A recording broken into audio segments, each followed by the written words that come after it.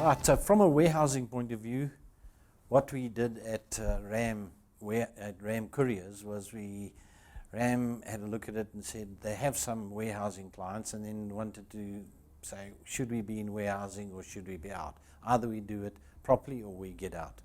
The decision obviously was to move into warehousing proper. So we now come to finding a premises, a proper premises. Now, warehousing is not just warehousing. It's not just a shed where you have a roof, some doors, and that's how you go. So you've got to think about this. So some of the requirements, they were very simple. One wanted to have a system that was standalone, which was a warehouse management system, a proper warehouse, best of breed management system. Second was the warehouse had to have dock levelers, because if you don't have dock levelers, that causes a problem. You now become really inefficient without your dock levelers if you want to be moving stock in and out quickly. So that was the second thing. The third thing was that if we were going to do this warehousing thing and we wanted our principals who were coming into our warehouse and they didn't necessarily, for whatever reason, want to use RAM Courier, they must have the ability to use the courier of their choice. And those were really the three things for RAM Supply Chain Solutions. And that's what we did. So we then started the journey of looking for premises, and that took 10 and a half, 12 months. And we found this premises where we are in now, and it's 20,000 square meters, well, 20,067 square meters of prime warehouse space. It's got 15 incoming doors, 15 outgoing doors, all with dock levelers on, and it's racked, got 14,000 high bay locations. It's got 1,500 pick locations, and it's got invoicing stations, it's got repair stations, you can do spares, we can do credit cards. So that's what we have in our facility at the moment.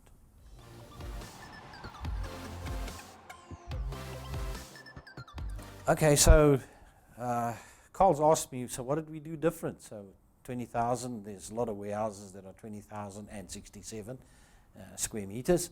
So what did we do different? So some of the things that we did differently is we said, look, this is a big warehouse. We've got to have the right equipment. The equipment means you don't just have 3 pallet jacks. You have enough pallet jacks. When's it enough? Well, when you've got people walking around looking for pallet jacks, clearly you don't have enough pallet jacks. So also we looked at how do we offload the trucks. So if you have a container and you have a dock leveler, that helps. But now if you've got a curtain side that comes in, you've got to take a forklift outside and offload the curtain side. So we had to look at how do we go about speeding that process up. So what we did was we've got a bridge now. So we started with the bridge. We've now on our second iteration of the bridge. And it's now helped us, so to offload a curtain side, it can take us an hour and 20 minutes to offload a curtain side, which is getting close to where we want to be, with that a truck mustn't take longer than 1 hour from the time it drives into our facility to the time it drives out. Now, that was said to be impossible. Now, impossible is just an opinion. That's what we reckon. So it's my staff who are driving this, and together we're putting some ideas together. We're trying to move the process forward, because at the end of all of this, if we're not satisfying the customers, what are we doing all this for? We go through all this effort, we go through all the frustration, because we also don't have the processes that work, and we work on them in every day. We have bottlenecks here as well. Like me, I'm a bottleneck. I'm at the top of the bottle. So, I've also had to step up my game, because the whole idea is once we've satisfied the customer, I've trained my staff, hopefully we make enough money and the shareholders can get some money. So that's the first thing. First things first. That's what we want to do.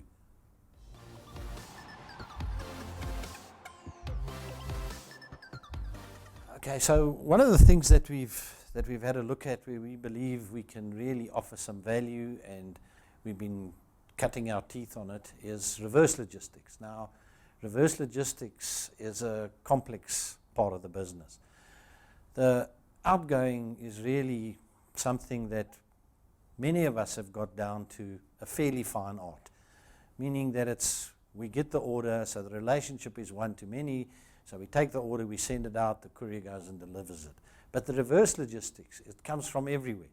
So you deliver to 300 customers, 10 of them have decided something's wrong and they need to send the stock back. That's a problem. So you've got to go and fetch it. You've got to bring it back to the warehouse. You've got to process it.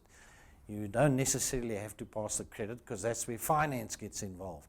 Now, if you don't do the reverse logistics properly, what happens is that you don't get paid up front for your stock because the guys will withhold payment, and that because they haven't got their returns. You haven't done my returns. Where's my credit note? So warehousing might be having the ducks in a row in terms of getting the stock out and getting it delivered on time, but they still get the pain because they haven't done the credit note. They haven't put the stock back into stock. It's damaged. It hasn't been taken care of.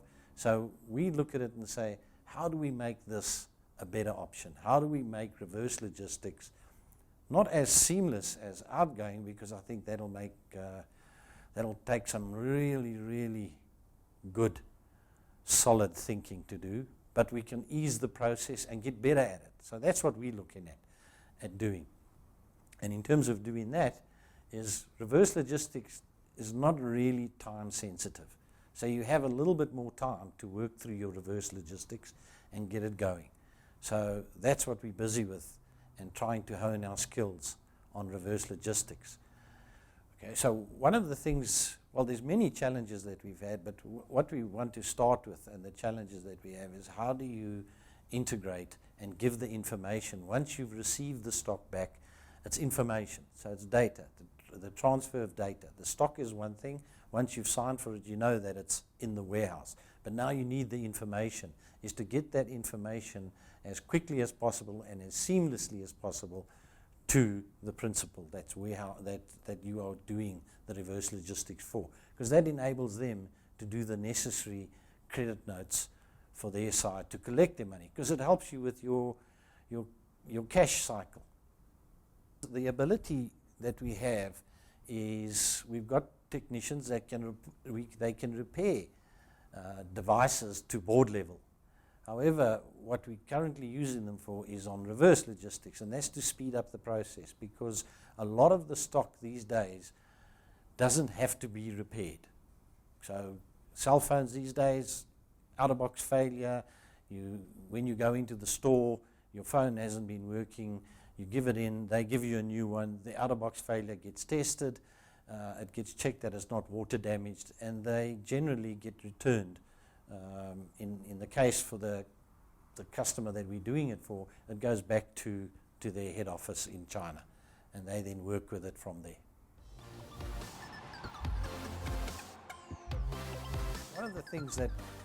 One of the many things that cause us headaches in the warehouse is stock take. So stock take is a process, it's not an event. So if you are dealing with stock take as if it's an event, then you have a problem. Because every month or every second month, third month, every quarter, every half year, every year, you're going to have an event. And that then causes a problem. Because if you're taking stock and it affects your sales, I don't think you should be taking stock. Because at the end of it, we want to sell more, make more, drive the business, satisfy the customers. So what we've done is we have a best-of-breed warehouse management system, MatFlow, and it's looked after by a company that's local in South Africa, and we've been very successful with MatFlow. So what it does, it gives us the ability, and it's a warehouse management system. It's not a finance system, but what it does do is give them what they require, and it gives the warehouse guys what they require. And together we can make this thing work. So from a warehouse management system point of view, we have the ability to do stock take in 4 hours.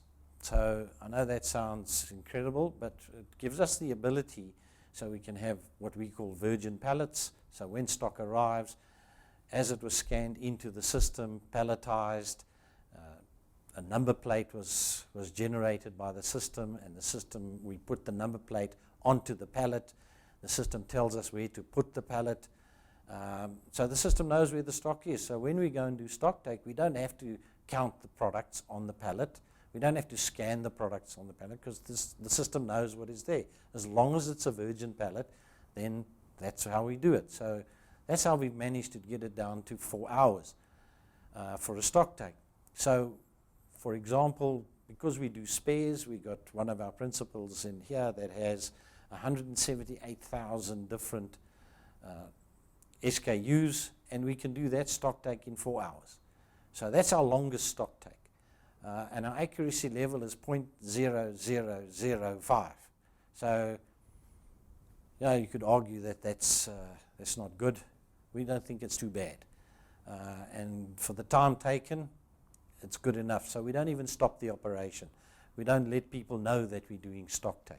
So those are just one of the benefits, or some of the benefits that we get from having a best-of-breed warehouse management system. Excel is not a best-of-breed warehouse management system. Excel is a tool. And if you're using Excel because you don't know how your warehouse management system works, I think you have a bigger problem than your warehouse management system.